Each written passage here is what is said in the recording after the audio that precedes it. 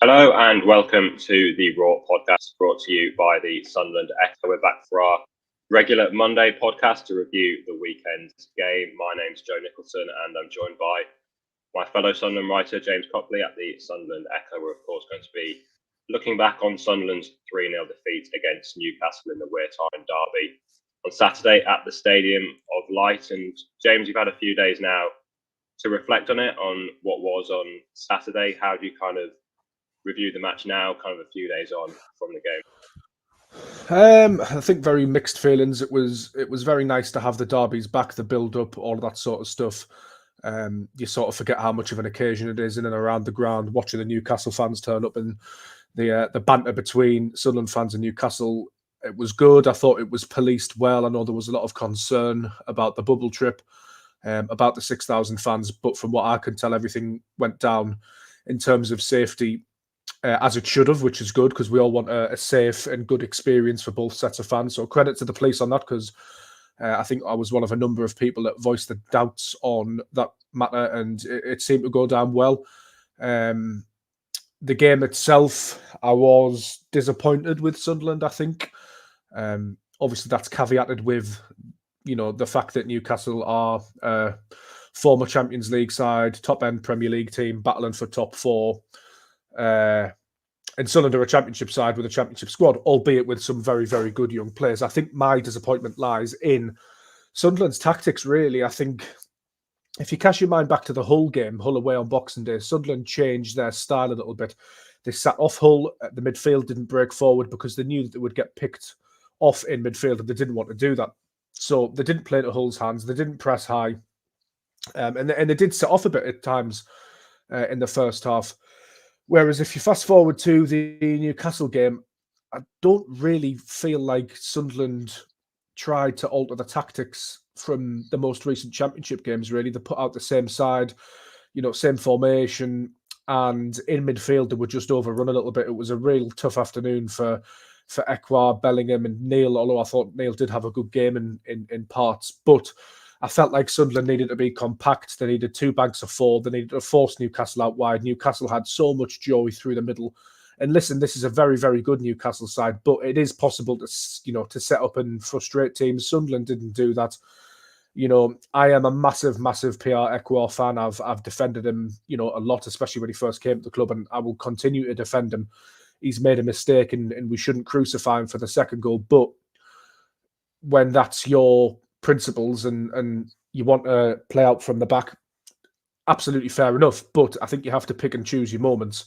And that, 30 seconds into the second half was not the moment, and it really killed the game. Newcastle may well have gone on to win it anyway. But yeah, I think Michael Beale's tactics for me were disappointing. I think, Joe, you'll be able to speak a little bit about this as well. But if you look at Middlesbrough, Aston Villa in the FA Cup, I thought Michael Carrick set up really well despite Middlesbrough losing that game. They were compact. They've got a similar age squad to Sunderland. Villa are on a similar level to Newcastle, but Middlesbrough really sat in. Ultimately lost the game, but it was after Aston Villa made some pretty hefty changes, and Middlesbrough had chances in that game as well. So I was disappointed because I thought there was a failure to sort of recognise the magnitude of what they were facing and adjust accordingly, which I think was a shame. And there was a few decent performances in there for Sunderland, but yeah, it's a tough one to take if you're a Sunderland fan, because you don't like to lose to Newcastle 3-0, but there are mitigating circumstances within that. But all eyes on the league now, and I don't think this game was ever going to define Sunderland's season. I think that's for sure. I think the proof in the pudding of this ownership and the way Sunderland are doing things is going to come in the form of the league. Yeah, I think, as you say, I don't think it was ever going to define Sunderland's season, but I thought they were actually defending pretty well up until that first goal, really. I thought O'Nien and Ballard were doing very well to kind of contain Alexander Isak in the first kind of 35 minutes. I thought Ballard was actually playing excellently until the own goal, and then his head kind of dropped a little bit, and Sunderland kind of lost that shape defensively, and then obviously the goal right after half-time kind of really killed it as a contest. But you mentioned back to that whole game, and I think it just showed kind of quality, and Sunderland just weren't able to get their key players into the game. Jack Clark in particular, I think that was a key battle between him and Trippier ahead of the game. We kind of identified could kind of get at Trippier, who was an injured out before the game, and he just wasn't able to do that. And Trippier, actually, it was quite obvious from quite early on when he was pitch that he was kind of overlapping on the outside of Almiron, and that Elise 2-on-1, it was quite difficult for him. But do you think it just showed kind of the step up in quality going from playing championship games every week to side? It was pretty much Newcastle's strongest team, wasn't it? When you looked at the team sheet, probably only Nick Pope was the only injured player that would have been involved. I know they do have quite some injuries, but it's Newcastle's strongest side. And I think it kind of showed, didn't it? Yeah, I think there are positives to take from a Sunderland point of view, although they are quite small. And it's, say, somebody like Trey Hume, for instance, has looked really good for Sunderland in the Championship this season.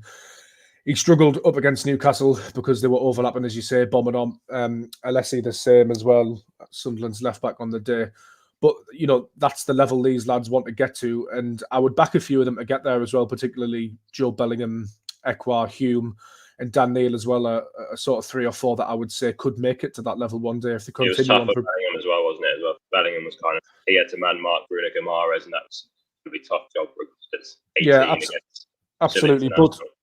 But for those players, I think that's the standard they've got to get to, and it's a massive learning curve, possibly even a little bit of a wake-up call. That they've been progressing nicely, and they've been getting the plaudits as well when Sunderland win games, and rightly so, because they performed well. But maybe it's a little bit of a reality check as well, in the sense that there's still a lot of work to do and a long way to go. And hopefully in the long run, it's sort of beneficial for them. I remember Tony Mowbray last season saying that the games against Fulham, the original tie and the replay, gave them a lot of confidence that they could play football and challenge teams in the Championship. And they performed so well against Fulham, who are a Premier League side, that perhaps they could do something in the Championship. It gave them a lot of confidence. You hope this doesn't ruin Sunderland's confidence, but you do hope that it's a little bit of a wake-up call to say, like, right, okay, that's the standard we need to get to. But I think with these young players that we're mentioning as well, there's only so much they can do. They are developing nicely, and it's perhaps unfair to compare them even really to this Newcastle team, where they're all very experienced pros that have cost a lot of money, or the majority of Newcastle's squad were. I know they were fielding a 17-year-old as well. But I think ultimately Michael Beale needs a bit of help, because Alex Neil, Tony Mowbray and Michael Beale have all said during their tenure as Sunderland head coach that they've looked behind them, or words to this effect, that they've looked behind them and they've thought, well, we can't change the game. And I think that is a recurring theme, and fans can see it. Sunderland lack a bit of experience, they lack an out-and-out goal scorer, and they lack depth to change games. Not saying that some of those lads on the bench won't come good eventually, because I'm sure they will, but I think it's very clear for all to see that that's what Sunderland's like. And thankfully, it's the January transfer window, so it's got a chance of being rectified. But the flip side to that is, will Sunderland double down again like they did in the summer and bring in more inexperience? Yes, exciting young players who have the potential to progress, but, is it what Sunderland need now? I think possibly they might need to address what's happening with the squad and the squad deficiencies now rather than later. I'm all for investing in youth. Obviously, some of the best stories at Sunderland over the past couple of years have been the youth players that have come in, or players that we've helped mature and bring on, like Jack Clark, Hume, Patrick Roberts. I know he's 26 now, but he's probably 24ish when he came to the club. Dennis Serkin, those types of players. It's been great to watch them grow, but I think you've got to give these lads a little bit of help now and add some real metal and experience and a bit of grittiness, a bit of nastiness to that Sunderland side, I think. And don't just take my word for it as well, because you have Roy Keane on ITV punditry duties saying the same. The likes of Tony Cascarino on Talk Sport saying that Sunderland lacked experience and a bit of metal. And I think an experienced head does possibly manage that game a little bit better. Maybe even a more experienced head coach, dare I say, might manage that game a little bit better. I don't know if that's too harsh on Michael Beale or not. But yeah, it was an interesting day for a number of reasons. What I will say is the atmosphere, I thought, in the Stadium of Light was absolutely brilliant.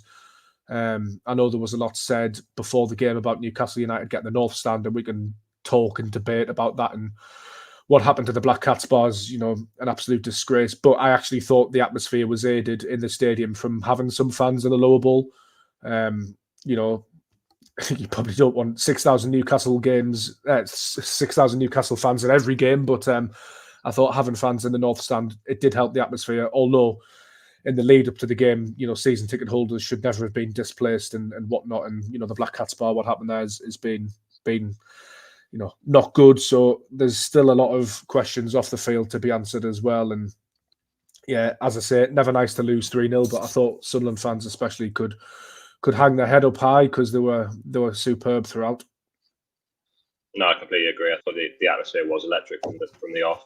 Really incredible kind of occasion with the stadium full and the colours from the red and white on one side and the black and white the other goal. It was a real kind of a buzz with the atmosphere, and do deserve credit for that.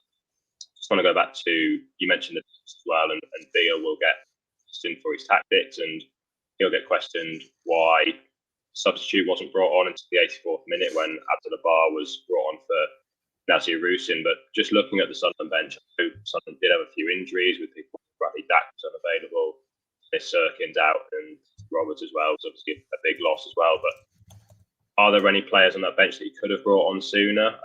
Looked at it and thought maybe Yoshish could have come on, but it does really show kind of there was a lack of options on the bench, and could Beale have done much to change the game when it was kind of just drifting in that second? I think it's an interesting question. Obviously, you mentioned that there was a lack of sort of a ready-made thing to come on and change the game. Obviously, he only made one substitute during the whole game, as you mentioned. I can read you the players that were on the bench. Obviously, it was Bishop was the goalkeeper, Tranderson Sealt, Oshish, Burstow, Hamir, so they were the 9 substitutes. Yeah, I think the one Sunderland fans would have been most keen to see, just because I think there's been a little bit of a clamour for him because he's so talented, as Chris Rigg. We haven't seen him really for a while. He's sort of on the bench, off the bench. He's been playing for Sunderland in the FA Youth Cup. He's been playing for the under-21s. He's at a funny time in his development. I think he's got 10 or 11 first-team appearances now over the season and a half since he made his debut. Couple of goals in there as well against Southampton and Crewe Alexandra this season. And I think Sunderland fans would have liked to have seen sort of his youthful exuberance. The flip side of that is that I completely understand why he wasn't put on just because he's 16. It's a local derby. He would have been fired up for it. Biggest day of his career. By far, a lot of his family are Newcastle fans, so he will have been wanting to prove a point. Game live on ITV. I'm not saying it would have ended in disaster, but it could have ended in disaster. You never know. Like, it probably needs protecting from himself in that situation, maybe. Not that I'm saying Chris Rigg definitely would have come on and got a red card or something, but, really what benefit was there to bringing him on when Sunderland were 2 or 3-0 down? Probably not a lot, but it would have been good experience for him, and I could understand why Sunderland fans want him on, because he's clearly a talent, and I think that comes from a little bit of frustration that we haven't actually seen a great deal of him recently. I think the other substitutes, Hamir, is he ready? No, from what we've seen this season, he's not ready to play against Premier League opposition, doesn't look ready to play against Championship opposition at the moment, so there was never any chance of him coming on.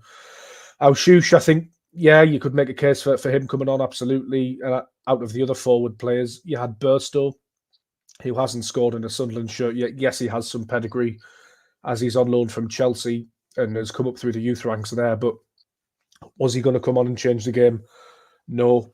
I think the issue really lies in the squad strength and the squad depth. But yeah, as I said earlier, it's telling now, I think, that three Sunderland head coaches have sort of made similar comments. And, Michael Beale was appointed, 3 weeks ago, and the message was that he is fully aligned. But really, when he's got down into it and when the results have started coming and the games have started coming, is he that aligned?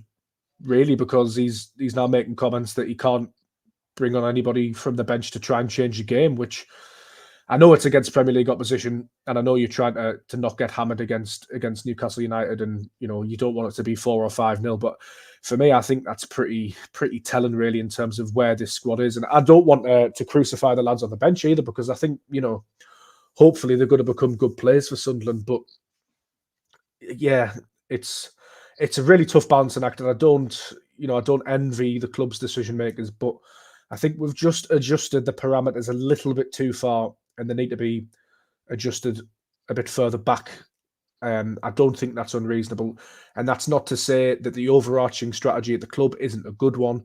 You know, I think picking up people like Ross Stewart and Jack Clark and Patrick Roberts, developing Dan Neil and Anthony Patterson, Elliot Elmerton before them is a good thing for Sunderland. Utilising the academy, absolutely.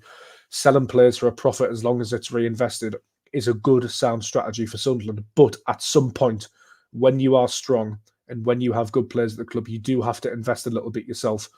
And you do have to provide head coaches with the tools that they need to get the job done. And at the moment, I don't think that's really happened yet, albeit Sunderland's form in the league is decent and they're still up and around the playoff positions. They just, for me, feel like they need that little bit more. There's no Ahmad. That Stardust has gone. Could he come back in January? I don't know.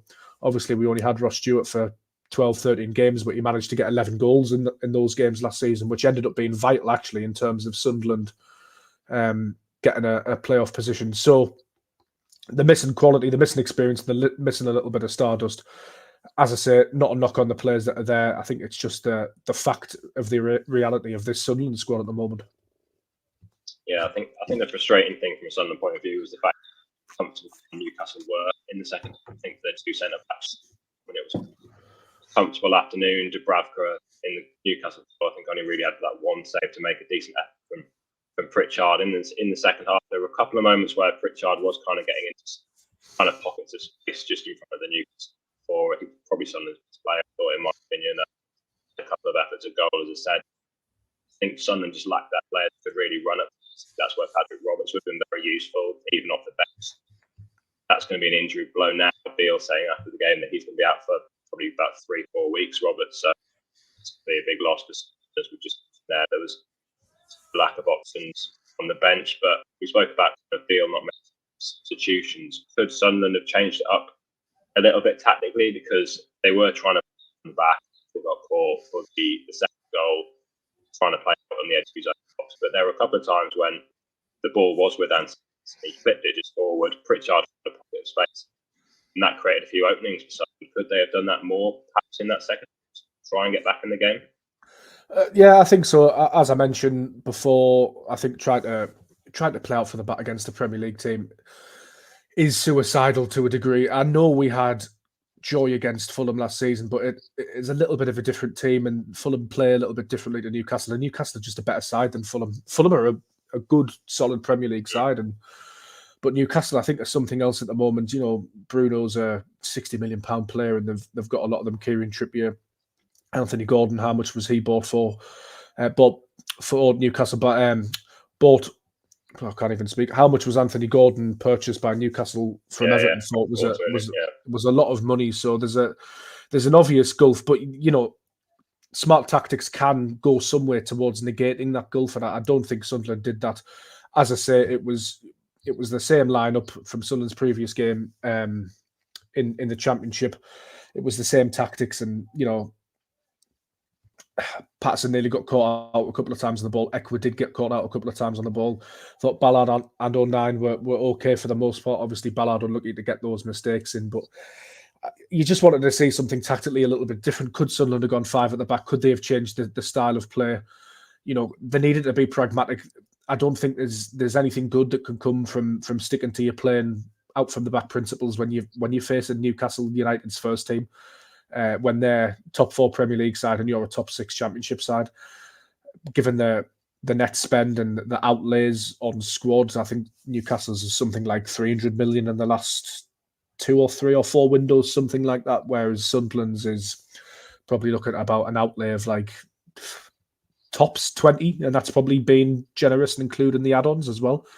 So yeah, tactics needed to change. I thought it was bordering on sort of gung-ho, really, when it didn't need to be. And that midfield was just completely cut apart. And as you mentioned, a pretty tough day for Joe Bellingham. I'm sure he wanted to show more than that. But at the end of the day, he's 18 years old, so it was always going to be really tough for him. As I say, the flip side of that is that they now know the standard. They need to bank that experience. They need to use that experience to try and get Sunderland and themselves personally to where they want to be in football. You mentioned earlier about the Black Cats. It was a damaging, and they weren't seeing losing this against big team, but just how damaging a week could have been, obviously, with the Black, and then the 3-0 defeat against Newcastle, moving on to the rest of the games in the Championship season. I think they have to try and not let them affect it too much, and realise that they were playing a Premier League team with an awful lot of money behind them. But going into Ipswich Town on Saturday is a very, very tough game, and the one after Hull the following Friday, that's a tough game as well, because Hull are a really good side. Obviously, Ipswich Town have been a surprise package. They've suffered a couple of losses recently, but I think, everyone's waiting for the wheels to fall off Ipswich Town, and if it's going to happen, it's happened a lot later than people sort of predicted. They've been up there now for since the season started. They're currently second, obviously, with 55 points from 26. So really, Sunderland, if they are serious about the top 6 aspirations, Ipswich Town and Hull City, 2 massive tests. Obviously, they did well against Hull City on Boxing Day, so it's a quick turnaround really from that game. A lot of football played in between, obviously, but 2 teams familiar with each other. Liam Rosenior, extremely bright coach, as is Kieran McKenna in Ipswich Town, and you hope Michael Beale now can show something tactically, because at Hull on Boxing Day, I was pretty pleased with his tactics and the adjustments that he made, but it's been tough going since then, I think, tactically for Sunderland, and he's going to have to be at his absolute best tactically to beat Kieran McKenna's Ipswich Town and Liam Rosenior's Hull City. The 2 massive games, obviously Ipswich Town away from home, Hull City at the Stadium of Light. These are big games. Sunderland 6th on 40 points at the moment. Hull are just behind them on 39 and 7th. Coventry breathing down both clubs' necks, as are Cardiff. You've got Watford, Bristol City, Middlesbrough in and around it as well on 36 points. Norwich City, Preston, on 35 points. So that's not a very big gap from 6th to 14th. And even below that, there's the likes of Millwall, Swansea and Blackburn Rovers, who are only sort of 3 points off joining in that little sort of mini league as it's developed in the Championship. So, as we always say, a couple of losses, you can see yourself falling backwards. So we have to be very, very careful against that, I think. But hopefully, Sunderland will get a couple of good results. But make no mistake, two massive games, and it doesn't matter whether you're Sunderland in the Championship or Sunderland in the Premier League or what mitigation there is. Losing to Newcastle is never good for your popularity, and it's never good for the sort of manager's lifespan. So hopefully, Sunderland can bounce back. Yeah, as you said, they're 2 very tough teams in Ipswich and Hull. Although Ipswich haven't won in 5 in the league. They did win the FA against Wimbledon on Saturday, but they're obviously this season it'll be very tough for Sunderland again against Hull as well. We've also got all the transfer stuff as well going on. Sunderland, I'm sure, will be looking to strengthen this month. Could be as well, potentially keeping in. But we'll wrap it up there. I'm sure we'll have plenty more to discuss the rest of the month, the January transfer window. And if you like what we do here at the Sunderland, please consider subscribing wherever you listen to your podcasts, YouTube, Spotify. We are also now on Shots TV, on TV channel 276. That's on the Freeview channel. Will also be available. So once again, thanks a lot for listening to the Raw Podcast.